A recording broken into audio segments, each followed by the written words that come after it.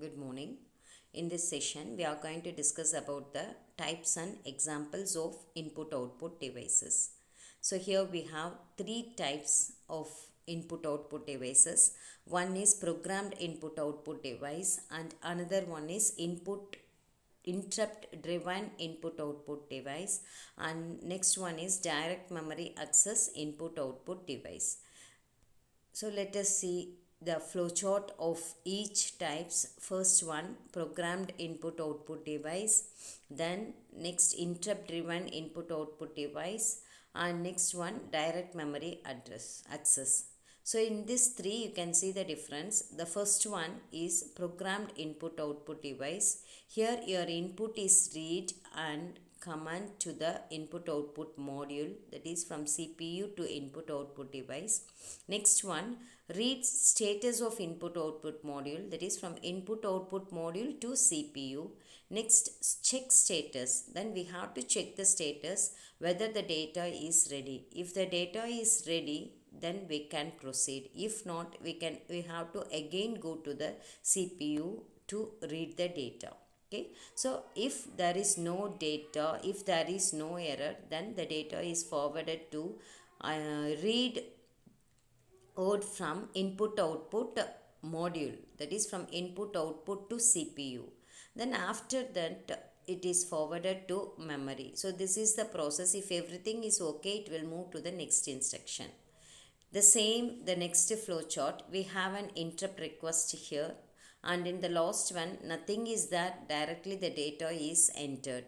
So let us see in brief about the each types. First one, programmed input output device. Programmed input output was the most simple type of input output technique for the exchange of data or any type of communication between the processor and the external devices.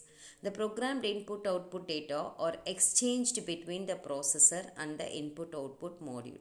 The processor here is executing a program and encounters an instruction relating to the input-output operation, and the microprocessor then executes the instruction by issuing a command to the appropriate input-output device. So this programmable input-output module will perform the requested action based on the input-output command issued by the processor, that is read, write, and set the appropriate bits in the input-output status register.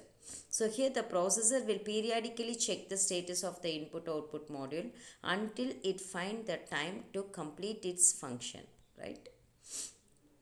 So this is the function of your programmed input output mode input data transfer. Then the same we have for output data transfer.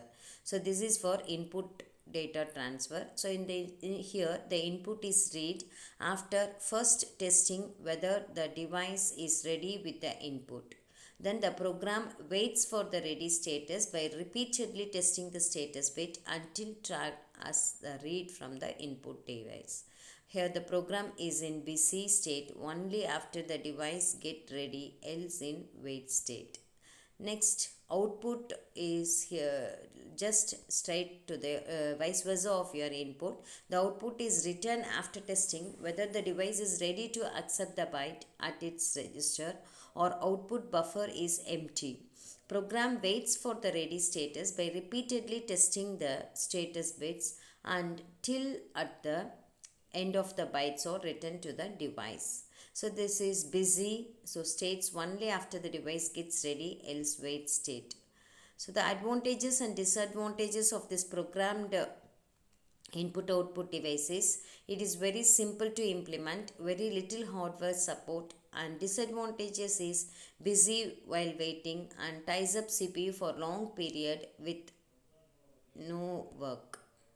Next, interrupt driven input output device. So interrupt driven input output is an alternative scheme dealing with input output.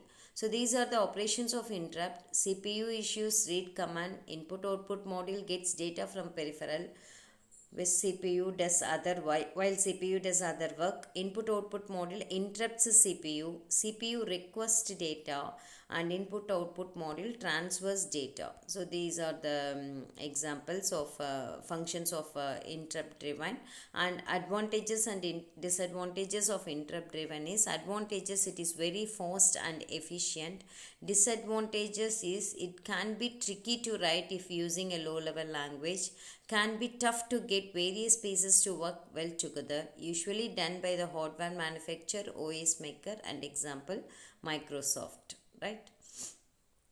Next, direct memory access. So this direct memory access data from peripheral input output and interrupt driven data, it is the best between the previous two input output devices. Here this direct memory access is a technique for transferring data with main memory and external without passing it through the CPU. So the later technique is most common to be used, and it is referred to as cycle stealing. And this is the structure of direct memory address. It can access data directly, and this is the mechanism which can be configured in a variety of ways, like detached DMA and integrated DMA input output. And these are the advantages and disadvantages of DMA. Advantages is it allows a peripheral device to read from or write to memory without going through the CPU, and it also allows faster processing since the processor can be working on something else while the peripheral can be populating memory.